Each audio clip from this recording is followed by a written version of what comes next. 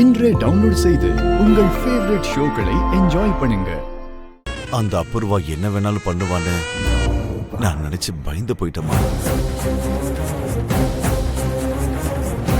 அதனாலதான் கோர்ட்ல இருந்து பெயில நான் வெளியே வந்ததும் அந்த அபூர்வாவை கொலை பண்ணிடலான்னு நான் அந்த காட்டுக்கு வான்னு ஃபோன் பண்ணி வர சொன்னேன்.